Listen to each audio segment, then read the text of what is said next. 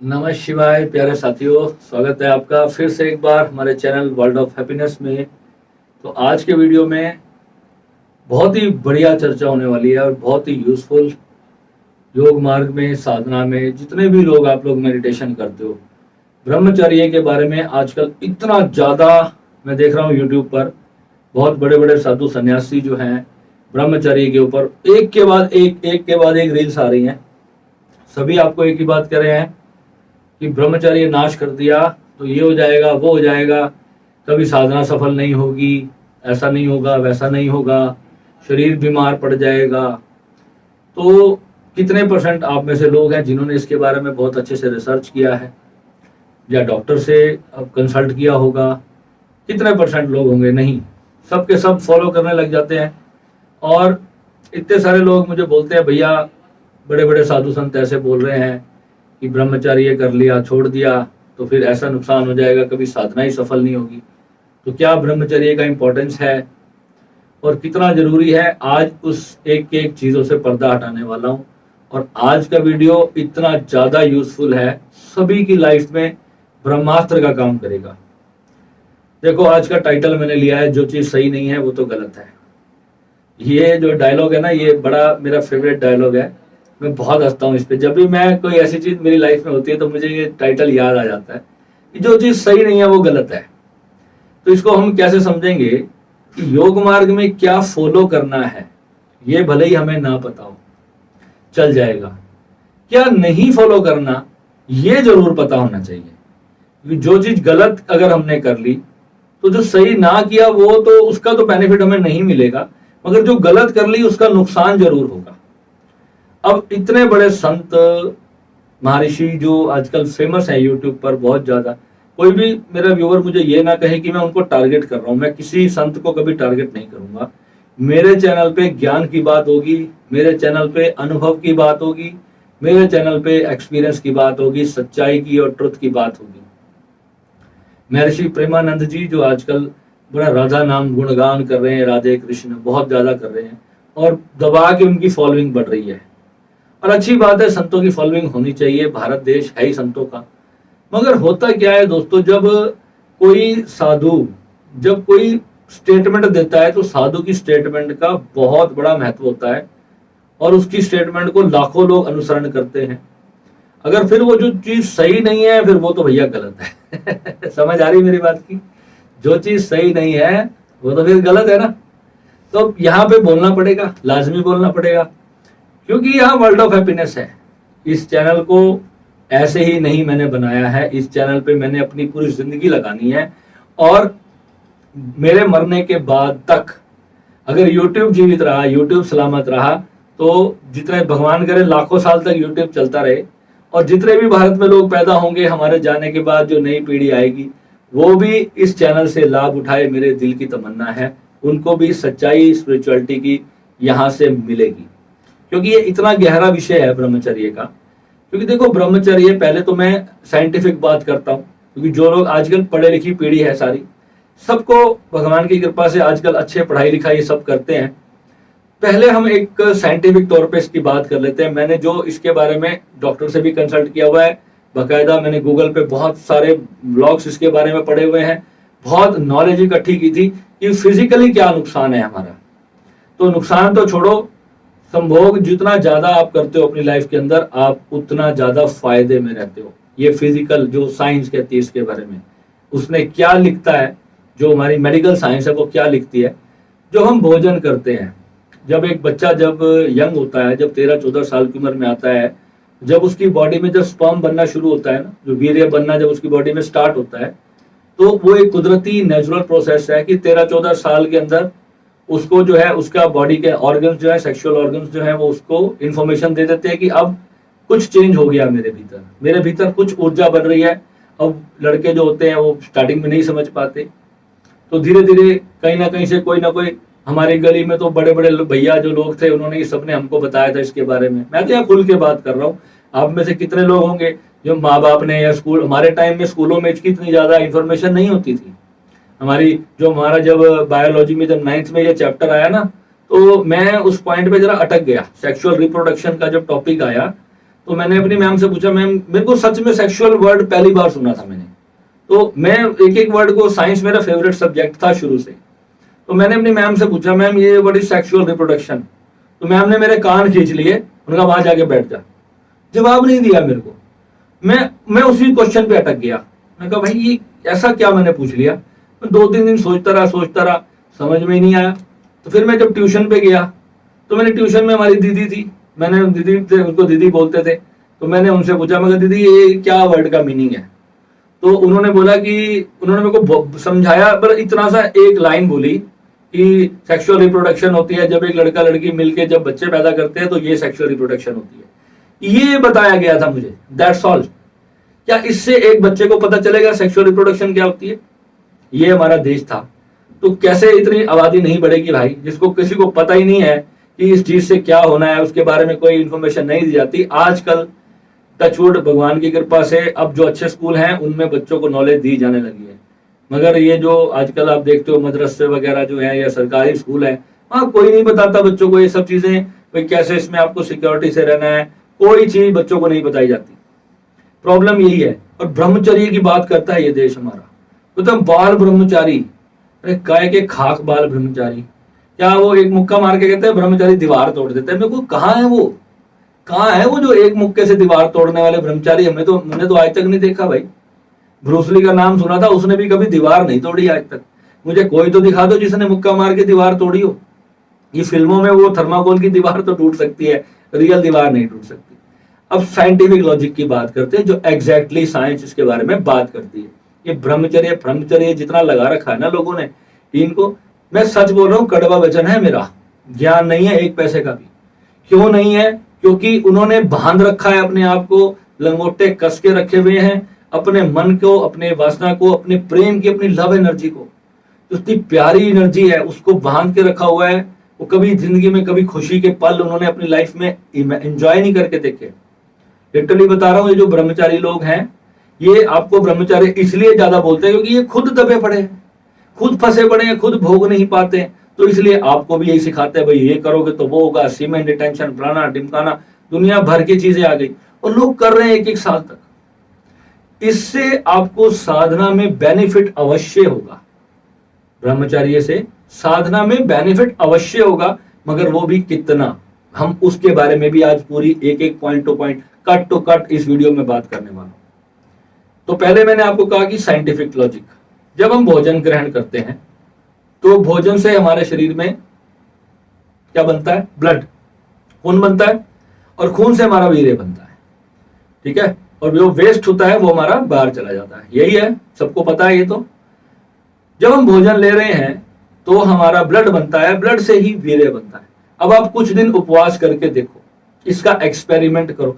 मैंने लगातार 40-40 दिन, हमारे जो हनुमान जी के व्रत होते हैं हमारे पानीपत में, तो बहुत बड़ी महानता है। हमने लगातार 40-40 दिन एक समय पर अन्न खाया हुआ है, एक समय पर, और सुबह हम सिर्फ दूध पी लेते थे, रात को या हम दूध या फ्रूट ले लेते थे, और दोपहर में सिर्फ एक टाइम, वो भी 3-4 बज जाती थी, 3-4 बजे हम खाना खाते थे। 1-2 बार 21 दिन के व्रत रखे, 40 दिन के तो मंदिर में ही रह करके, मैंने 40 दिन मंदिर में ही रह करके रखे। और मेरे साथ हजारों लड़के हैं हमारे पानीपत में जो हर साल ये 40 दिन का ब्रह्मचर्य पालन करते हैं। तो वो हमारे एक शुभ शरीर को शुद्ध रखने के लिए एक प्रक्रिया है। जब हम भगवान की मंदिर में जब हम बैठ करके साधना करते हैं, भगवान की पूजा करते हैं, पाठ करते हैं, नाम जप करते हैं, तो उसमें फिर इन चीजों को वर्जित रखा जाता है कि शरीर शुद्धि के लिए, हमारे शरीर से जितनी टॉक्सिक एसिड्स हैं वो सब निकल जाते हैं, नमक नहीं खाते, डिटॉक्स हो जाता है पूरा शरीर हमारा। तो व्रत उपवास जो है वो हमारे शरीर के स्वास्थ्य के लिए सबसे ज्यादा जरूरी चीज है कि हमें सप्ताह में 1 दिन उपवास करना चाहिए। अगर उपवास नहीं कर सकते तो रात्रि का भोजन छोड़ दो या रात्रि को हल्का लेना शुरू कर दो।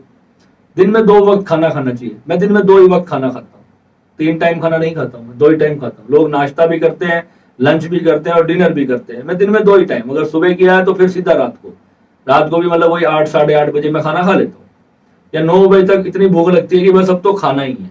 फिर सुबह तक फिर, और जो रिसाइकल प्रोसेस है वो इतना फास्ट होता है कि बस सुबह फिर 9-10 बजे फिर ब्रेकफास्ट चाहिए एनी हाउ, फिर ऐसा होता है। वैसे तो ब्रेकफास्ट का समय भी हमारा 8 बजे का होना चाहिए, 7:30-8 बजे तक हमें ब्रेकफास्ट भी कर लेना चाहिए, क्योंकि इसी से हमारे को एनर्जी मिलती है, इसी से हमारे को सारी ऊर्जा मिलती है। अब ऊर्जा जब मिलती है, अब हम यहाँ पे एक आपकी जो बाइक चलाते हो आप, जो गाड़ी आप चलाते हो, कार चलाते हो, उसको ऊर्जा कहाँ से मिलती है उसके बारे में हम बात करेंगे। जो ईंधन डालते हो, ईंधन से ऊर्जा बनती है, वो ऊर्जा से मशीनरी चलती है, उसमें स्पार्क प्लग से अग्नि प्रकट करती है। हमारे अंदर जठराग्नि है, जठराग्नि है जो हमारे नाभि चक्र की जो है अग्नि, वो जठराग्नि जब जागती है तो हमें भूख लगती है।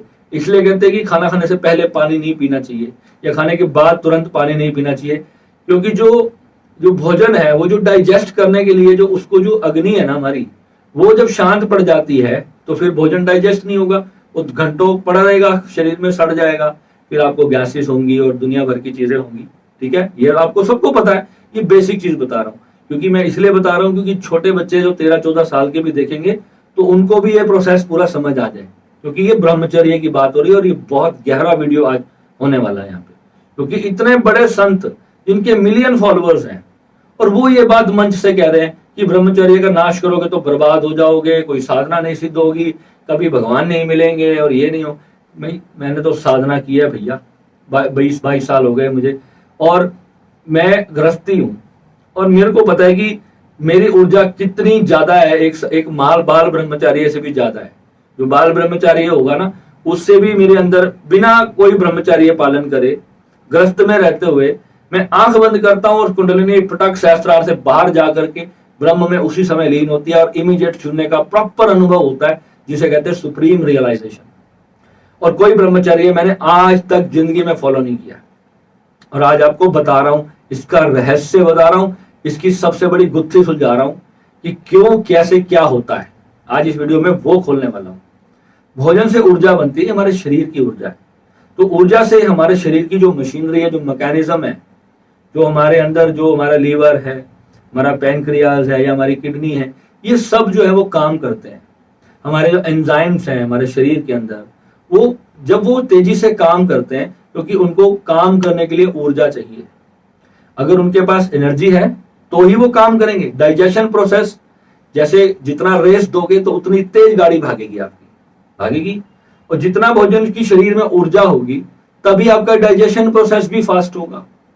जो लोग उपवास करते हैं ना, उनको देखना कभी ध्यान से, उनके पेट बहुत मोटे मोटे हो जाते हैं। कमाल की बात है, आप देखो जो जैन मुनि होते हैं वो तो उपवास करते हैं ना, फिर इतनी इतनी गोल गोल मटके जैसी तोंद कैसे निकल आती है, कभी आपने ध्यान से देखा? क्योंकि वो एक बार जब खाते हैं ना तो फिर वो इतना खाते हैं, तो फिर वो जो है सब गायब हो जाता है। वो जो अंदर का जो सिस्टम है, फूड को डाइजेस्ट करने का जो सिस्टम है, वो स्लो हो जाता है, धीमा हो जाता है, कमजोर हो जाता है, वीक हो जाता है, और उसकी वजह से आपका वेट बढ़ता चला जाता है। आप उपवास करते हो, अगले दिन ज्यादा खाते हो, फिर उपवास करते हो, अगले दिन और ज्यादा खाते हो। और आजकल तो उपवास में भी दे आलू के पराठे और आलू उबले हुए और ना जाने क्या क्या, फिर उसमें साबुदाने की टिक्की और क्या क्या खाते हैं। तो व्रत का नाम है जी, व्रत रखा हुआ है। व्रत का मतलब होता है कि आप एक समय में हल्का खाना खाओ और साधना करो, सबसे अच्छा व्रत वो है। मगर अब यहाँ पे ऊर्जा की बात हो रही है।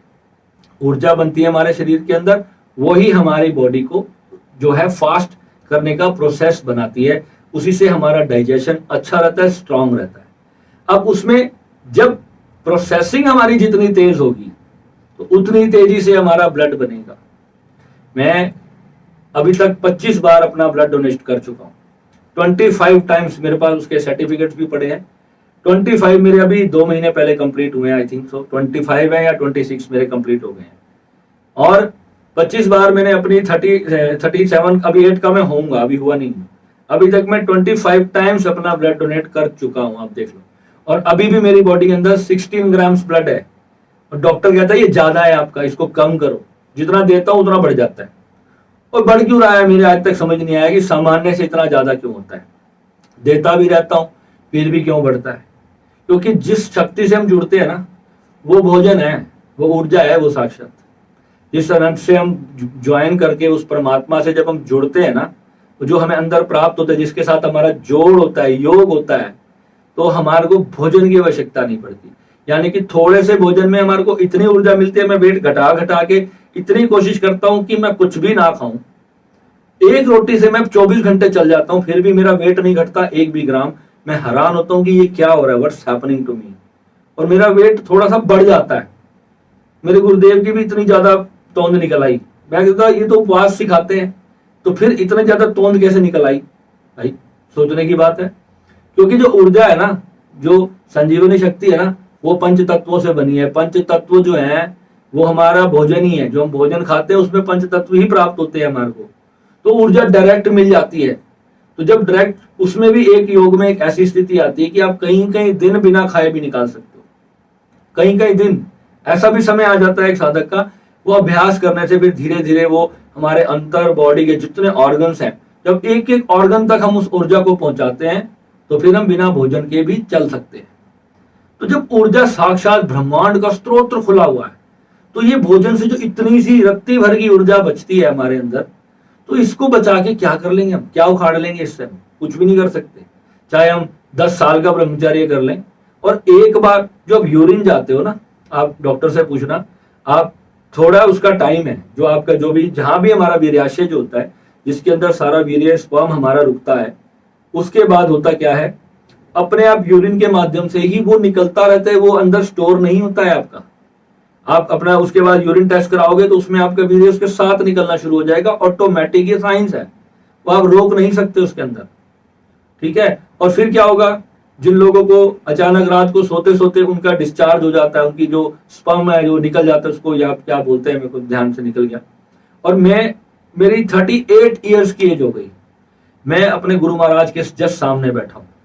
आज तक मेरे को जिंदगी में कभी मेरे को रात को सोते समय मेरा डिस्चार्ज नहीं हुआ। ये मेरे लिए प्राउड की बात है। और मेरे को जितने भी लोग मिलते हैं वो कहते हैं भैया हमारे को ये बड़ी प्रॉब्लम है, हमारा दूसरे दिन ये हो जाता है, तीसरे दिन ये हो जाता है। ये क्या है? ये वीकनेस है, शरीर के अंदर कमजोरी है। जो उसको होल्ड करने की जो पावर है, हमारा मूलाधार चक्र, वो वीक है अंदर से, तो उस शक्ति को रोक नहीं सकता। एक यहां पर आज इस वीडियो में चलो खुल के ही बोल देता हूं, जो साधक होता है ना, वो जब संभोग में भी उतरेगा तो एक एक घंटे तक उसका डिस्चार्ज नहीं होगा। क्यों? उसकी ऊर्जा यहाँ है सहस्त्रार में, उसकी ऊर्जा सहस्त्रार में है। वो चाहे तो 10 दिन तक लगातार संभोग में रह सकता है और उसकी ऊर्जा डिस्चार्ज ही नहीं होगी, क्योंकि उसके अंदर इतनी ऊर्जा होगी। और ऊर्जा का जो प्रवाह है वो चक्रों से ऊपर सहस्त्रार के माध्यम से होगा। जो ओशो एक बात कहते थे, जो योगी होते हैं ना वो असली भोगी होते हैं, क्योंकि उनको जो अंतर से प्राप्त है ना, उनकी जो ऊर्जा है वो सामान्य मनुष्य से बहुत ज्यादा है। आपने सुना होगा ऋषिकेश वगैरह में तो ये आम हम देखते हैं, जो विदेशी बाहर से फॉरेनर्स लोग आते हैं ना, वो लोग जो बड़े बड़े जो गहरे साधु संत है ना, वो उन लोगों को करोड़ों रुपए देने के लिए तैयार होते हैं कि अपना स्पर्म हमें दे दो। उनके मन में एक मिथ बैठा हुआ है कि भारत के अंदर जो ये ऋषि मुनि जो होते हैं, जो तपस्या करते हैं, भाई इनका जो स्पर्म होता है, ऑब्वियसली बात है, जो सारा दिन भगवान की भक्ति में रहते हैं, साधना योग ध्यान करते रहते हैं, तो इनका स्पर्म क्वालिटी जो है वो सामान्य मनुष्यों से बहुत अच्छी होगी। ये एक नेचुरल सी बात है।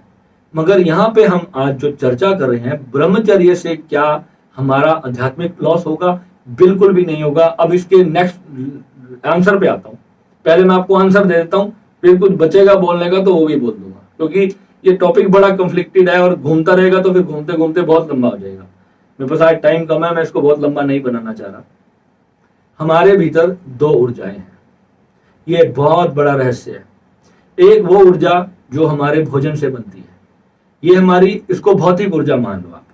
इस भौतिक ऊर्जा से हमारा ये शरीर बनता है। और एक ऊर्जा है जो स्वयं भगवान की शक्ति है, वो भी हमारे भीतर है।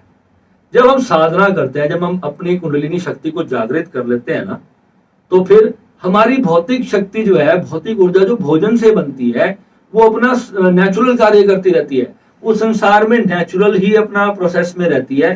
और जो हमारी आध्यात्मिक ऊर्जा है, जो हमारी, जिसको चेतना कह लो, उसको प्राण एनर्जी कह लो, वो जब हमारे जो 7 चक्रों से जब ऊपर उठ जाती है ना, तो फिर उसका मार्ग अलग हो जाता है। वो एक अलग डायरेक्शन पे चली जाती है, वो अनंत की यात्रा पे चली जाती है। वो जब हम जब साधना करेंगे तो वही ऊर्जा ऊपर जाएगी। आपकी भौतिक ऊर्जा का भगवान ने एक नेचुरल स्थान बनाया हुआ है, क्योंकि जो वीर्य है ना आपका, वो वीर्य जो है आपका, वो आपके मूलाधार चक्र में ही रहना है। वो मूलाधार चक्र के अराउंड जो भी उसका जो फिजिकल पार्ट है, जो भी उसको वीर्याशय बोलते हैं हिंदी में, इंग्लिश में मुझे नाम ध्यान में नहीं आ रहा, तो जो भी वो पार्ट है, तो उसी के अंदर ही वो वीर्य रहेगा। अब कमाल की बात यह है, जो योगी साधना करते हैं उनकी भौतिक ऊर्जा भी ऊपर चढ़ जाती है। कई बार मेरे पास 90% जो साधकों के कंप्लेंट्स फोन आते हैं, जिन्होंने गलत कुंडलिनी साधनाएं की हैं, उनके साथ यही प्रॉब्लम आती है, भैया नपुंसकता आ गई है। कल परसों भी एक लड़के का फोन आया, आई होप वो भी ये वीडियो देख रहा होगा। उसने भी मेरे को यही बोला, भैया मेरे को अपनी वाइफ के साथ कोई फीलिंग नहीं हो रही है, मेरी बॉडी में कोई करंट नहीं रह गया, ये सब खत्म हो गया। वो क्यों हुआ? क्योंकि वो जो उसकी एनर्जी है, वो ऊर्जा लेवल जो है ना उसका, वो उसका जो वीर्य से जो ऊर्जा निकलनी थी उसका उसने द्वार बदल दिया। उसका जो नेचुरल प्रोसेस वो नीचे जाने का भगवान ने रखा है भाई, प्रकृति ने उसको जन्म के समय पे ही दे दिया कि हाँ भाई 14, 13, 15 साल की आयु में ये तेरा नेचुरल द्वार खुला रखा है मैंने, अब तो इसको बांध ले या उससे जो मर्जी कर ले। ये कुदरत ने रखा है, नेचुरल प्रोसेस है। एक टंकी है पानी की, जब फुल हो गई है तो वो ओवरफ्लो करेगी। अब ओवरफ्लो किसने कहा कि तुम उसको ऊपर की तरफ लेके चलो? वीर्य को नाड़ियों में चढ़ाने के लिए काम कर रहे हैं। उससे क्या प्राप्त होगा मैं ये भी तुम्हें बता देता हूं। जो लोग ब्रह्मचर्य करते हैं, साधना में रहना चाहते हैं, जो स्त्री प्रसंग नहीं करना चाहते, ये क्रिया उनके लिए है। स्त्री चाहिए होती है आनंद के लिए, सुन लो स्पष्ट बात, और स्त्री को पुरुष चाहिए आनंद के लिए। अब प्रेम जो बीच में एक कड़ी होती है ना, प्रेम एक बहुत ऊंची बात है, बहुत ज्यादा ऊंची बात है। जहां हम सिर्फ संभोग की बात कर रहे हैं, यहां हम प्रेम की बात अभी नहीं करेंगे। जब मैं प्रेम वाले टॉपिक पे आऊंगा तो फिर मैं अपना पूरा जीवन डाल दूंगा उसके अंदर। यहां अभी जो मैं बात कर रहा हूं वो सिर्फ और सिर्फ एक नेचुरल संभोग की बात कर रहा हूं, जो एक अरेंज मैरिज में भी होता है, या एक गर्लफ्रेंड बॉयफ्रेंड भी करते हैं, जो सिर्फ शरीर के भूखे भेड़िए हैं, मैं उनकी बात कर रहा हूं। जो ज्ञानी पुरुष है मैं उनकी बात नहीं कर रहा, जो सिर्फ एक दूसरे के शरीर के शोषण के लिए प्रेम करते हैं, मैं उन लोगों की बात कर रहा हूं, जिनका आज कोई पुरुष, कल कोई पुरुष, कल कोई पुरुष, या कल कोई स्त्री, फिर अलग स्त्री, फिर अलग स्त्री। जो आम लोग हैं, जो नेचुरल संभोग करते हैं, जिनकी बस ऊर्जा इकट्ठी हुई, बस उनको स्त्री चाहिए या पुरुष चाहिए, तो उन लोगों की आज मैं बात कर रहा हूं। जब उनकी ऊर्जा जब यहां पर इकट्ठी होती है तो फिर वो जो ऑर्गेज्म उनको प्राप्त होता है वो एक क्षण का है। बस उन्होंने वो मिले, उन्होंने संभोग किया, अपने ऊर्जा को फेंका और थोड़ा सा रिलैक्स किया, ओहो बहुत बढ़िया मजा आ गया, ये फील किया उन्होंने, दैट्स ऑल, खत्म। एक सेकंड के अंदर वो आनंद खत्म। अब जो योगी है, जिसने स्त्री के चक्कर में कभी पड़ा नहीं, वो कहता है कि मुझे जरूरत नहीं है, जब भगवान ने मेरे को एक ऐसा रास्ता दिया है अपनी ऊर्जा को वहां तक ले जाकर के मैं उस आनंद को भीतर से प्राप्त कर सकता हूं, तो फिर वो क्या करता है, वो अपने वीर्य की ऊर्जा को, और वीर्य को भी सिर्फ वीर्य की ऊर्जा के साथ नहीं होगा, वीर्य की ऊर्जा अलग जर्नी पे जाएगी, और पूरा वीर्य अगर आप चढ़ाओगे तो फिर वो अलग जगह पे जाएगी, फिर वो आप पूरा प्रोसेस अलग हो जाएगा। वीर्य को रोकोगे और साधना करते रहोगे, फिर चक्रों की साधना करोगे, मंत्र जप उसमें बहुत बड़ा रोल करेगा। अब वहां पे बेवकूफी क्या करते हैं, फिर उधर से ना उपवास शुरू कर देते हैं। अब उपवास कर रहे हो, खाना ही नहीं खा रहे हो, तो वीर्य कैसे बनेगा भाई? जब भोजन ही नहीं करोगे तो वीर्य कैसे बनेगा? जब वीर्य नहीं बनेगा तो उनको लगता है हमको तो परेशानी ही नहीं होती, 2-2 दिन खाना नहीं खाते, 3-3 दिन खाना नहीं खाते, वीर्य बनता ही नहीं है। मैंने नोटिस किया 40-40 दिन के उपवास के अंदर, मैंने अपने आप के ऊपर ये रिसर्च की है कि 40 दिन के बाद जब मैं नेचुरल अपनी वाइफ के पास जब मैं शारीरिक क्रिया करने के लिए गया, तो उसके बाद मैंने देखा कि वो बिल्कुल नीरस एक सड़ा हुआ वीर्य था, जिसके अंदर कोई ऊर्जा नहीं थी, जिसके अंदर कोई तेज नहीं था, कुछ नहीं था, एक सिर्फ गंदी स्मेल के सिवाय और कुछ नहीं था। 40 दिन का उपवास करने के बाद तो बहुत कुछ प्राप्त होना चाहिए था, कोई अद्वितीय शक्ति प्राप्त हो जानी चाहिए थी, तो कुछ मिला नहीं, एक्सपीरियंस फेल हो गया। यानी कि जो अनुभव ले लिया साधना के दौरान, 40 दिन की साधना के दौरान जो मुझे अनुभव हुए वो एक्सट्रीमली प्यारे थे, वो एक्सट्रीमली प्यारे अनुभव थे। जो समाधि में जाने के लिए मुझे 1 घंटा, सवा घंटा उस वक्त लगा करता था, तो ब्रह्मचर्य पालने के बाद मुझे 10 मिनट या 15 मिनट वो ऑर्गेज्म की स्टेट आ जाती थी। यानी कि अपने भीतर से, क्योंकि मेरे सारे जो अंदर के चक्र थे वो भगवान की कृपा से 13-15 साल हो गए मेरे को, ये सारी चीजें मैं कर चुका हूं। तो एक सामान्य जो पुरुष है वो आज जब साधना शुरू करता है तो उसको फिर वो गड़बड़ हो जाती है, अंदर वो चक्र का डिसबैलेंस हो जाता है, कई बार ऊर्जा भटक जाती है, फिर उनका मन कहीं नहीं लगता, वो नेगेटिव फील करते हैं, नपुंसकता फील करते हैं। वो सारी चीजों से मैं गुजर चुका हूं। वो गुजरना इसका प्रोसेस है, वो उसकी सीढ़ियां है। वहां से जब धीरे धीरे करके जब आप एक बार एवरेस्ट चढ़ जाओगे ना, एवरेस्ट चढ़ने के बाद फिर आपका जो द्वार है वो खुला है। अब आप जब चाहे अपनी ऊर्जा को इकट्ठा करो, जब चाहे उसको भोग लो, जब चाहे भीतर चढ़ा लो, फिर ये तुम उसके आनंद को अपने हिसाब से एडजस्ट कर सकते हो। ये मैं योगियों की बात कर रहा हूं। अब जो परमात्मा की बात कर रहे हैं, तो इससे जो है इसको मैं रोक लूंगा तो भगवान मिल जाएंगे, तो ये बिल्कुल भी झूठ बात है। गृहस्थियों को ही परमात्मा मिला है, ब्रह्मचारियों को तो बहुत कम देखा है मैंने मिले हुए। कहाँ है वो ब्रह्मचारी भारत में? मुझे बताओ तो, जिनको परमात्मा के दर्शन हुए, साक्षात्कार हुए, वो तो फिर गली गली में होने चाहिए थे भाई। वो तो हाथ लगा लगा के लोगों को बस ब्रह्म साक्षात्कार करा देते। कहाँ गायब हो गए? वो 2-4 ही गिने चुने हैं, और वो भी आपको एक ही बात सिखाएंगे, भैया ध्यान करो। तो अगर उनके पास, उनके देखोगे जाके 2-2 4-4 बच्चे होंगे उनके खुद के, और एक आधा ब्रह्मचारी होगा, और बस फिर उसको जब फॉलोइंग बढ़ी नहीं और उसने ब्रह्मचर्य का ज्ञान फैलना शुरू किया नहीं, क्योंकि एक्सपीरियंस के नाम पे 0 है। जिन्होंने साधना की है ना, वो अच्छी तरह जानता है कि ब्रह्मचर्य का कोई रोल ही नहीं है इसके अंदर। जितना आप दबा के खाना खाओ, बढ़िया खाना खाओ, टाइमली खाना खाओ, शाम को लेट जो है बहुत ज्यादा लेट खाना मत खाओ, ये रूल्स हैं। ये आपको डॉक्टर भी कहेगा और ऋषि मुनि भी कहेगा और एक गुरु भी कहेगा, सब कहेंगे। क्योंकि रात को अगर हैवी भोजन करोगे तो एक तो सुबह रात को सोने में दिक्कत, फिर सुबह उठने में दिक्कत, यानी कि रात की साधना भी गई और सुबह की भी साधना गई। मैं अपने साधकों को सबको कहता हूं कि रात को हल्का भोजन करके शवासन लगाओ, और हमारी जो रात्रि की साधनाएं हैं सिर्फ वो करनी है। रात को सोते समय की साधनाएं अलग है। ऐसी ऐसी साधनाएं हैं जो पूरी पूरी रात हमें साधना में रखती है। पूरी रात हम जगते ही रहते हैं, सोते नहीं, और फिर सुबह उठते हैं 4 बजे 3 बजे, हमारी पटाख से नींद खुलती है, और इतनी फ्रेश नींद खुलती है, इतनी बढ़िया नींद खुलती है कि जिसका कोई हिसाब नहीं है। मैंने अपने जानबूझ के ना, मैंने ऐसी ऐसी क्रियाएं की जिससे मुझे मेरी नींद और लंबी हो जाए। मैंने खुद अभी रिसेंटली मैंने जान के क्रियाएं की, मैंने अपनी शक्तियों को थोड़ा सा रिलीज करना शुरू करा, बिकॉज मैं अब आराम करना चाहता था। मैं कहा अब 10-15-20 दिन, महीना में 2-4 दिन बढ़िया से सोना चाहता हूँ, 18-18 20-20 घंटे। नींद ही नहीं आती साधक को भाई। साधक कैसे सो जाएगा? जिसकी कुंडलिनी जागृत है उसको नींद नहीं आती। वो 2 घंटे में उसकी आंख एक झपकी लगी, बस उसी में उसकी बैटरी फटाक से 100 पे आ जाती है। अब वो बेचारा 2 बजे उठ के करेगा क्या? अब 2 बजे उठ के मैं ना तो यार यूट्यूब पे आ सकता हूँ, ना मैं अपने घर में कुछ कर सकता हूँ। वाइफ सो रही होती है, मम्मी पापा सो रहे होते हैं। रात को 2 बजे 2:30 बजे उठ के फिर मैं कुछ ना कुछ सीखना शुरू करता हूँ, नई नई चीजें एक्सप्लोर करना शुरू करता हूँ। 6 बजे तक 7 बजे तक फिर मैं यही काम करता हूँ। फिर मैं अपने साधना कर लेता हूँ 2-3 घंटे, साधना हो गई, फिर मैं अपने फ्रेंड्स के साथ चाय पीने चला जाता हूँ। ये मेरी दिनचर्या है। फिर मैं अपना सारा दिन अपना काम करता हूँ, सारा दिन फोन पर बोलता रहता हूँ, बोल बोल के पूरी एनर्जी, जब तक मेरे को ये नहीं होता कि खाली हो गई। अभी शाम को 7-7:30 का समय यहाँ पे हो चुका है, मैं जब वीडियो बना रहा हूँ, और अब मैं सुबह 3:30 बजे का जगा हूँ, और कोई झपकी नहीं लिया मैंने पूरे दिन के अंदर। और अभी मैं यहाँ से गाड़ी चलाकर मुझे बोलो मुंबई तक मैं कंटिन्यू ड्राइव कर लूंगा। क्या क्या रीजन है इसका?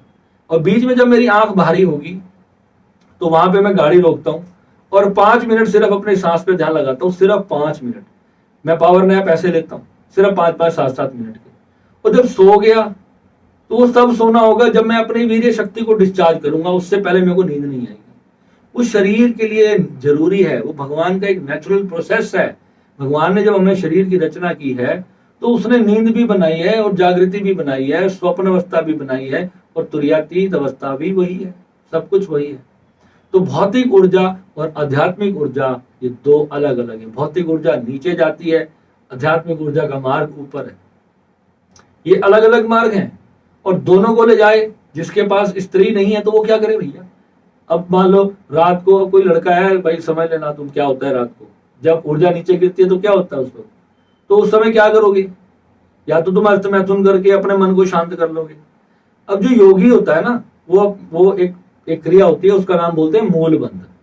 मूलबंध लगाते हैं, तो मूलबंध लगाते ही वो सारी ऊर्जा जो है अपनी, जो हमारी जो इंद्रिय है, हमारी जो सेक्सुअल ऑर्गन्स है, हमारा एनिस और पेनिस दोनों की एनर्जी को पूरा खींच लो आप, पूरा भीतर चढ़ा लो उसको, और ऐसे खींच करके उसको ऐसे अंदर ले जाओ, और सांस को अपने नाभि चक्र से फील करते हुए उसको सिकोड़ते जाओ, जितना ज्यादा सिकोड़ सकते हो आप फील करोगे वो एनर्जी जो है। कोई इसको ट्राई मत करना, मैं सिर्फ बता रहा हूँ। ये बहुत खतरनाक प्रयोग है। बहुत सारे पेशेंट्स आ चुके हैं मेरे पास इस चीज के लिए। ये बिना गुरु के नहीं करना चाहिए। आजकल जो पतंजलि में हर जगह पे ये क्रिया पार्कों में सिखाने लग गए। लेडीज को करवा रहे हैं। लेडीज को क्या जरूरत है भाई ये मूलबंध लगवाने की? लेडीज को भी करवा रहे हैं। जिनको जरूरत नहीं है उनको भी करा रहे, जिनका भगवान ने वो मैकेनिज्म ही नहीं रखा उनको भी करवा रहे हैं। यही है नॉलेज की कमी, यही है सिर्फ नॉलेज की कमी। वो ऊर्जा जब ऊपर जाएगी तो धीरे धीरे धीरे 2 4 6 महीने के अभ्यास में फिर आपको सिर्फ चक्रासन साधना की जरूरत पड़ेगी फिर, क्योंकि अब रास्ता खोलना पड़ेगा। अब वो ऊर्जा को रास्ता नहीं दोगे, ऊपर का भी नहीं दोगे, नीचे का भी नहीं दोगे, तो कहाँ जाएगी? भटक जाएगी इधर उधर। वो शरीर में ऊर्जा इधर उधर डिस्टर्ब करेगी तुम्हारे को, तुम परेशान होना शुरू हो जाओगे, नींद डिस्टर्ब हो जाएगी, वो दिमाग पे अटैक मार सकती है, तुम्हारी आंखें रेड होना शुरू हो जाएंगी, तुम्हारी जो आंखों की बड़ी सूक्ष्म सूक्ष्म नसें है ना, वो ऐसे रेड हो जाएंगी, फटने को हो जाएंगी। तुम देखोगे ब्रेन के तंतु फटने शुरू हो जाएंगे, याददाश्त की कमी होने लग जाएगी, जब तक इसको सही तरीके से नहीं किया। मैं सारी बातें भूलना शुरू हो गया था, मेरे ब्रेन के अंदर इतनी ऊर्जा रहती थी कि कोई नर्वस सिस्टम मेरा ढंग से काम नहीं करता था, ऐसा मेरे साथ होने लग गया था। मैं ये सब भुगत के बैठा हूँ। और फिर मैं जब गुरुओं से इसके बारे में चर्चा करता था, जिनको इसकी प्रैक्टिकल नॉलेज थी ना, वो कहते थे भाई अपने ऊर्जा को रिलीज कर। अब मैं ऊर्जा रिलीज करता तो तब भी वो शांत नहीं होती थी। मैं कहा भाई ये भी गुरु जीरो है, इसको भी कुछ पता नहीं है। मैं 10-10 बार मैंने अपनी ऊर्जा को रिलीज करके देखा, एक दिन के अंदर 10-10 बार। ऊपर मेरी वो जो शक्ति थी वो ब्रेन से नीचे आती ही नहीं थी। आज मैं इतना ज्यादा खुल के बोल रहा हूँ, जो चीजें आज मैं बता रहा हूँ ना, ये पर्सनल एक्सपीरियंसेस हैं। यहाँ मैं किसी की बकवास नहीं करता हूँ, यहाँ पे जो बोलता हूँ एग्जैक्ट अनुभव है, और किसी और के साथ ना हो जाए इसलिए बता रहा हूँ। तो ये बड़े बड़े यार इतने इतने चंदन लगा के और इतना कुछ करने वाले, कहाँ इनकी भक्ति? इन्होंने साधना नहीं की क्या? इन्होंने योग ध्यान नहीं किया? मुझे तो बड़ा डाउट होता है भैया। और लोग पता नहीं यार कैसे तुम लोग फॉलोइंग करते हो, करोड़ों लोग पहुंच जाते हो यार। थोड़ा सा एक्सपीरियंस लो, अपना खुद का एक्सपीरियंस लो, अपने अंदर का। और वो जो रिलीज हुई ना, जब उसको प्रॉपर उसका विज्ञान, उसकी जो साइंस, उसका जो अध्यात्म, जब उसको समझा और जब वो रिलीज हुई ना, तो फिर भीतर से ऑर्गेज़म हुआ, फिर अंतर से वो प्रकट हुआ, तो तब जाकर के मुक्ति हुई। वो ये जो भसूड़ी थी ना सारी अंदर की, तब रिलीज हुई। उसके बाद एक मैं आम इंसान की तरह एक बहुत बढ़िया जीवन जी रहा हूँ तब से लेकर आज तक। अब मैं अपनी फैमिली लाइफ में भी बहुत अच्छा हूँ। मुझे कोई दिक्कत नहीं है, कोई ऐसा मतलब फील नहीं होता कि मेरे अंदर एनर्जी नहीं है। मैं जितना मुझे भूख होती है 2 रोटी की तो मैं 2 रोटी खाता हूँ, 1 की होती है 1 खाता हूँ। आजकल तो मैं सिर्फ सैंडविच से काम चला रहा हूँ। रात को कभी खिचड़ी खा ली, कभी सिर्फ सैंडविच खा लिए, कभी दलिया खा लिया, जो मिल जाए वो खा लेता हूँ। रोटी भी खा लेता हूँ, पराठे भी खा लेता हूँ, जो मर्जी है आने दो। मिक्सचर ग्राइंडर की तरह शरीर है, ऊर्जा होगी तो वो डाइजेशन आपका इतना फास्ट करेगा। मेरे दोस्त सारे हैरान होते हैं, कहते हैं भैया आप जो खाते हो ना, तो हम कैसे नहीं खा सकते? हम आपसे 10 साल उम्र में छोटे हैं, यार तेरी खुराक इतनी ज्यादा है। तो मैं वो कहता हूँ भाई खाओ, और उसको उस ऊर्जा से जोड़ो जो तुम्हारी जो अंदर की जो मिक्सचर है ना, वो जो ग्राइंडर है ना, वो तुम्हारा दुरुस्त होना चाहिए। जब उसको ऊर्जा है उसके पास, जब मैं अपने नाभि चक्र में ध्यान करता हूँ तो अंदर से भराटेदार सारा प्रोसेस जो है वो इतनी तेजी से चलता है कि वो 20 मिनट में मुझे फिर फ्रेश होने जाना ही है। सिर्फ 20 मिनट के अंदर मैंने खाना खा लिया, और खाना खाने के बाद मेरी प्रक्रिया, लोग कहते हैं सैर करो, वॉक करो। मैं खाना खाने के बाद लेट के अपने नाभि में ध्यान लगाता हूँ। नाभि में ध्यान लगाने का मतलब है मेरी पूरे शरीर की जो भौतिक ऊर्जा है उसको मैं अपने मणिपुर चक्र पे केंद्रित कर देता हूँ। फिर वो चक्र इतना ज्यादा सक्रिय हो जाता है कि इमीडिएटली वो सब जो है खाना खाया होता है वो सब डाइजेस्ट हो जाता है। जो डाइजेस्ट होता है, अब वो ऊर्जा इतनी प्रकट होती है, इतनी ज्यादा एनर्जी फिर वो बनाता है, क्योंकि वो अनंत की ऊर्जा है। यानी कि वो जितना हमें उसमें एनर्जी चाहिए उतनी एनर्जी हमें मिल गई। That's all. जो हमारा ब्लड सब बनना है बॉडी का वो बन गया, अब हम फ्री हो गए, अब हमारे अंदर फिर से वही तरोताजा एनर्जी है। तो ये जो चीज है ना, ये अभ्यास, ये जो आज मैं आपको बता रहा हूँ, इन सारी चीजों को मैं 0 से लेकर एंड तक अपनी लाइफ टाइम मेंबरशिप में करवाता हूँ। कहीं पे कोई तुमसे गलती ना हो। ये जो मेंबरशिप की जो कहता है फीस मैंने रखी है, सिर्फ इसलिए रखी है भैया, उसमें पूरी गाइडेंस देता हूँ, एक एक पॉइंट मैं तुमको खुद क्लियर करवाऊंगा। उसमें मैं मेहनत करूंगा तुम्हारे साथ, एक पिता की तरह, एक माता की तरह, अपना बच्चा समझ के, अपना भाई समझ के, अपना दोस्त समझ के मैं तुम्हें इतनी प्यारी गाइड, चाहे वो लेडीज हो चाहे वो जेंट्स हो, ये एनर्जी सभी के अंदर है। मगर जो लेडीज है उनका मैकेनिज्म थोड़ा सा डिफरेंट है, और जो पुरुष है उनका मैकेनिज्म डिफरेंट है। वो भगवान ने उनको बनाया। और प्रेम जो है ना, प्रेम इसके अंदर बहुत बड़ी कीमत अदा करता है। और प्रेम जो है उस एनर्जी को रूपांतरित करने के लिए, उसको ट्रांसफॉर्मेशन करने के लिए प्यार बहुत जरूरी है। मैं हर बार कहता हूँ कि प्रेम जो है ना, वो जब तक आपको कहीं होगा नहीं ना जिंदगी में, तब तक आप उस चीज को समझ ही नहीं सकते, तब तक आप वासना में ही गिरे रहोगे। जितनी मर्जी शरीर की इच्छाएं पूरी कर लो, अंत समय में वही हमें जो सताएगा ना, यही अभाव रहेगा कि मेरे जीवन में प्रेम नहीं है। अपने जीवन के अंदर जो सिर्फ सबसे बड़ी कमाने की वस्तु है वो सबका प्रेम है।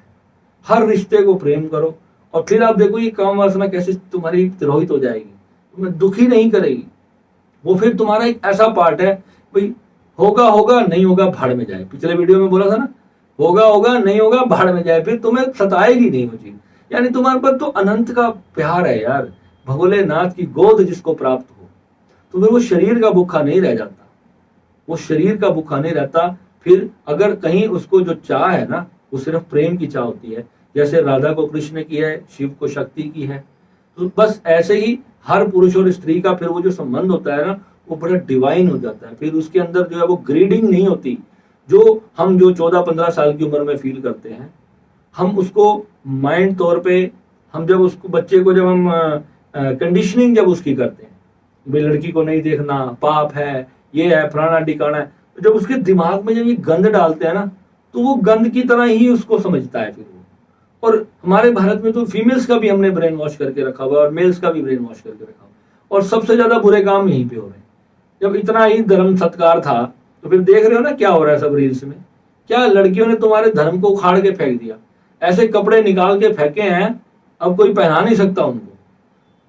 देख रहे हो ना कितना बुरा हाल करके रखा हुआ है। वो एक लड़की उस दिन कह रही है, अपने जबान को संभाल, मैं पूरा नंगी घूमूंगी, तू जो क्या कर सकता है तो बोल। न्यूज मीडिया पे बैठ के वो लड़की, एक वो पागल सी आजकल घूमती रहती है छोटे छोटे कपड़े डाल के। तो ये क्या है पता है, ये क्रांति है, ये वो क्रांति है, जो दबी हुई आग है ना, वो अब तुम्हारे घर को लग गई है। वो जो दबाते आए हो लाखों सालों से, जो लोगों को सहजता से उसको प्रकट नहीं करने दिया, प्रेम को जीने नहीं दिया गया, ओशो जीवन लगा के चले गए, बोल बोल के चले गए, समझा समझा के चले गए, किसी के कान पे जू नहीं रहेंगी। अब जितने ओशो सन्यासी है ना, वो भी सच बता रहा हूं, अपने पुरुष जो है वो इस रूल को फॉलो करते हैं, मगर हमारे घर की महिलाओं को नहीं करने देंगे भैया। वो अपनी वाइफ को या अपनी बहन को नहीं जाने देंगे। लिटरल बता रहा हूं, ये हर जगह पे होता है। मेरे से कुछ किसी ने पूछा कि यार तू अपनी वाइफ को भेज देगा ओशो सन्यास में? मैंने कहा भाई मेरी वाइफ से जाके पूछो कि मैंने उसको कितने जीवन में स्वतंत्रता दी है। मैंने कहा कि जा, फ्री बर्ड की तरह तेरा संसार है, क्योंकि मैंने अगर उसको कोई सबसे बड़ा गिफ्ट दिया है ना, तो सिर्फ वो उसकी स्वतंत्रता दी है। वो आज मुझसे इतना प्यार करती है, कहती है मुझे कि you are the best husband in the world. क्यों बोलती है? क्योंकि मैंने उसको कहा कि तू स्वतंत्र है, तेरे को जो चाहिए मुझे बस एक बार बोल दियो, मुझे ये चाहिए। और प्रेम इसी का नाम है। प्रेम किसी का गला दबा के रख लेने का नाम प्रेम नहीं है। हम कहते ना कि मेरी स्त्री सिर्फ मुझे ही कोई देखे या मुझे से ही बात करे, ये कहाँ का न्याय है? जब आप एक पुरुष होकर के 10 जगह देख सकते हो, तो फिर स्त्री क्यों नहीं? Why not? ये जो सोच है ना हमारी, ये कंडीशनिंग है हमारे दिमाग की। ये अगर हमने जब शादी नहीं की होती किसी से, हमारी वो गर्लफ्रेंड होती है, वो अगर किसी को देख रही, तब तुम्हें पीड़ा क्यों नहीं होती? क्यों नहीं होती भाई? उसको तुम अपने दिल से अपनी प्रेमिका नहीं मानते, उसके साथ रिश्ते की सच्चाई को बहुत गंभीरता से, उसे परमात्मा का दिया हुआ रिश्ता नहीं माना तुमने। तुम उसको सिर्फ बॉयफ्रेंड ही मानते हो या गर्लफ्रेंड ही मानते हो। भाई चाहे वो जिसके साथ जो मर्जी अपना मुंह काला करे, मुझे कोई फर्क नहीं पड़ता, क्योंकि प्रेम को स्वीकारा नहीं। प्रेम सामने वाले की खुशी है। अगर उसको 50 लड़कों के साथ अपना बलात्कार करवा के आनंद मिलता है ना, तो लेट हर गो, जाने दो उसको। उसकी जो अंदर भड़कती हुई गंदी वासना अगर उसको परेशान करके रखे हुए है, इससे मच बेटर है कि वो फ्री हो जाए और मुक्त कर दो ऐसी औरत को। तो जिसको प्रेम मिलेगा, प्रेम जो होता है ना, वो अंतर। ये जो मेरे बड़े अड़ंगे बड़ंगे मेरे वचन है भैया, ये सुनने के लिए कलेजा चाहिए, जिगरा चाहिए। और पाना है तो सब कुछ छोड़ना पड़ेगा, सब कुछ होते हुए सब कुछ छोड़ना पड़ेगा। यानी किसी चीज को बांधना नहीं, पकड़ नहीं बनानी। मैंने तो अपने गुरु से, ओशो से एक ही चीज सीखी। उन्हें एक बात कही कि पकड़ मत बनाओ, किसी भी संबंध में पकड़ मत बनाओ। प्यार करते हो ना, सच्चे दिल से प्यार करो। अपने प्रेमी प्रेमिकाओं से, अपनी पत्नी पति से पूछो, यार तुम चाहते क्या हो? मेरे साथ खुश हो? नहीं हो? इट्स ओके यार, यू कैन गो। और कमाल की बात देखना, जब तुम इतना प्यार दोगे ना, कोई तुम्हारे को धोखा नहीं देगा। और जरा सी तुमने पकड़ बनाने की कोशिश की ना, तो तुम्हारा हंसता खेलता रिश्ता खराब हो जाएगा। मैं तुम्हें इतनी गहरी और इतनी डीप बातें बता रहा हूँ। तुम्हारा हंसता खेलता रिश्ता बर्बाद हो सकता है। पकड़ मत बनाओ अपनी जिंदगी में। सबको, जो तुमसे प्यार करता है ना, मैंने बहुत बार, मैं ये सारे जो यंगस्टर्स आजकल जो मेरे पास इतने कॉल्स, इतने मैसेज जो आ रहे हैं ना, 90% प्रॉब्लम यही चल रही है आज। मैरिड वाले अपनी बीवियों से और पतियों से परेशान है, और जो अनमैरिड है वो कहता है मेरी बीवी के या मेरी गर्लफ्रेंड के 6-7 अफेयर चल रहे हैं, मैं अब क्या करूं? मैं तो 8 साल से इसको प्यार करता था। अरे भैया प्यार करता था तो उसके 6-7 रहने देना, तुझे क्या दिक्कत है? अगर तू भी बना ना 15-16 क्या आंसर दूं मैं ऐसे बंदों को? भाई जब एक लड़की के 6-7 चाहिए उसको, तो फिर तो उसको 6-7 के साथ शादी कर लेगी क्या? वो करना है उसको। अगर उसको इसी में बर्बादी में ही अच्छा लग रहा है, वो अपनी एनर्जी को इस तरीके से अपना अपना शरीर का शोषण करवा के ही उसको अच्छा लगता है, तो लेट हर डू। उसको बोलने की जरूरत आवश्यकता नहीं है। और तुम्हें अगर प्रेम है तो फिर तुम्हें उसकी उस चीज से भी प्रेम होना चाहिए। फिर ये मत बोलो कि मुझे उससे प्रेम है, ये बोलो कि मुझे मेरी कंडीशन पे प्रेम है। वहां पे फिर तुम ये बोलो कि मुझे ये मेरी कंडीशन पूरी होगी तब मुझे प्रेम है, नहीं तो फिर तुम्हें प्रेम नहीं है। अगर आत्मिक प्रेम है ना, तो उसकी चेहरे की हंसी तुम्हें तुम्हारे लिए इनफ है।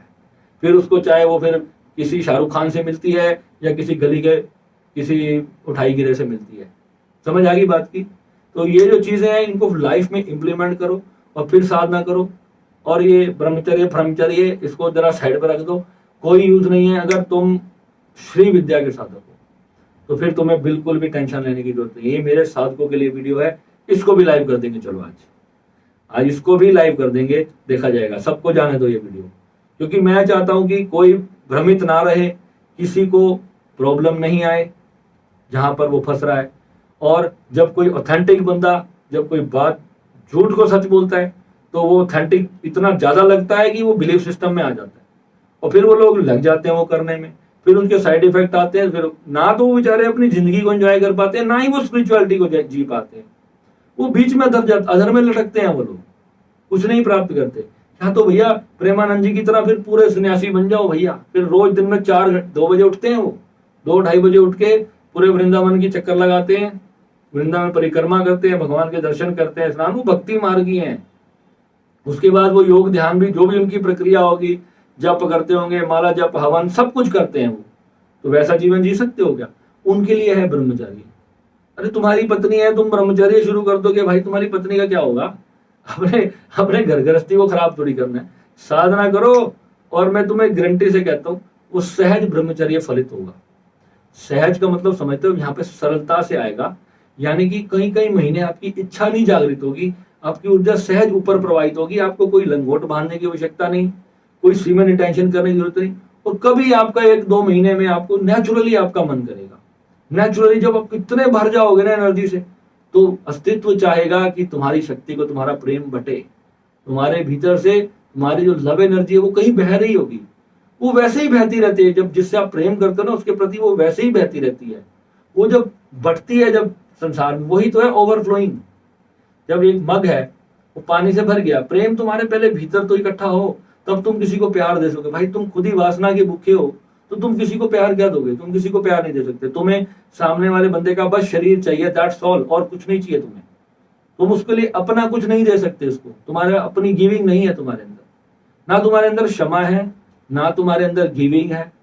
तुम सिर्फ और सिर्फ लूटना जानते हो। स्त्री मिली है, लूट लो, दैट्स ऑल।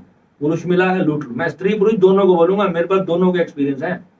मेरी 6-7 गर्लफ्रेंड्स रही हैं अपने टाइम के अंदर, और बहुत ज्यादा मैंने लव लाइफ में ब्रेकअप्स भी देखे हैं, और ये सब तुमसे ज्यादा एडवांस्ड हूं मैं ये मत सोचना कि मैंने अपनी जिंदगी में कुछ देखा नहीं। मैंने सब एक्सपीरियंस किया है, सब एक्सपीरियंस किया है। इस एज में भी मेरे को 20-20 साल की लड़कियों के ऑफर्स आते हैं। आप कहाँ बैठे हो?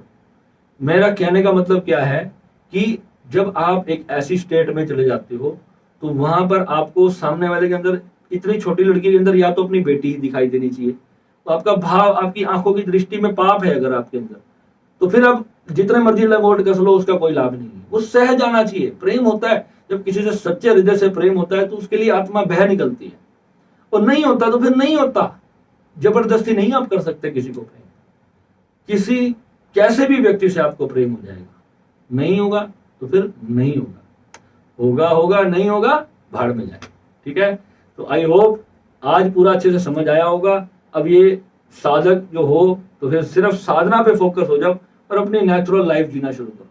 जरा भी टेंशन लेने की जरूरत नहीं है कि ये ब्रह्मचर्य हो गया। हाँ, ये जरूर करो कि 4-4, 5-5 दिन का अभ्यास जरूर कर लो। नेचुरली अपनी नेचुरल स्टेट में जीना है, कुछ भी दबाना नहीं है अपना, कुछ भी दमित नहीं करना है। बिल्कुल नेचुरल रहो और साधना करो, और फिट रहोगे, शरीर स्वस्थ रहेगा, नींद अच्छी आएगी, खाना अच्छा डाइजेस्ट होगा, रिलैक्स होकर रहोगे, और जितना आप ये एक्टिविटी रखोगे अपनी बॉडी के अंदर, उतना आप यंग रहोगे, उतने ज्यादा टाइम तक, क्योंकि वो जो स्पर्म क्वालिटी है ना वो डेली रिन्यू हो रही है आपकी।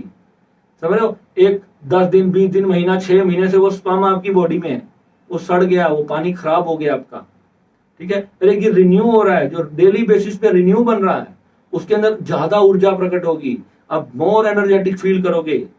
आप करके देखो, एक्सपेरिमेंट करके देखो ये चीज। एक बार 10 दिन का गैप करके फिर आप अपनी वाइफ से रिलेशन बनाओ, और एक दिन लगातार 10 दिन रिलेशन बनाओ, तब आपको पता चलेगा। साधक की बात अलग है, एक नॉर्मल इंसान के लिए ये वीडियो है। अगर साधक है तो फिर वो अपने आप सहज, उसकी वो अपने आप डेवलपमेंट होती चली जाएगी। जिस दिन वो ब्रह्मचारी आ जाएगा ना, उसको किसी के सर्टिफिकेट की उसको जरूरत नहीं पड़ेगी, वो नेचुरल स्टेट होगी। 3-4 महीने 5 महीने में एक बार सहज अपने आप प्रेम बहेगा। ठीक है, मिलेंगे अगले वीडियो में। नमः शिवाय। वीडियो को लाइक करना, और जितने लोग ब्रह्मचर्य के बारे में जानना चाहते हैं उनसे ये वीडियो जरूर जरूर जरूर शेयर करना। एटलीस्ट अपने यंग बच्चों को जरूर भेज देना, जो अभी 15-16 की एज में है, वो इतनी बड़ी प्रॉब्लम होने से बच जाएंगे। क्योंकि वो जब कहीं से भी ऐसे वीडियो देखेंगे और फिर इस चीज का रिटेंशन दबाना शुरू करेंगे, फिर अपनी लाइफ को ना वो अपनी लाइफ एंजॉय कर पाएंगे और ना ही वो स्पिरिचुअल हो पाएंगे, वो बीमार हो जाएंगे, बल्कि स्वस्थ रहने की बजाय बीमार हो जाएंगे जरूर हो। तो ऐसे जो लोग हैं देखना, उनको कोई ना कोई रोग भी जरूर मिलता है। ठीक है, मिलेंगे अगले वीडियो में।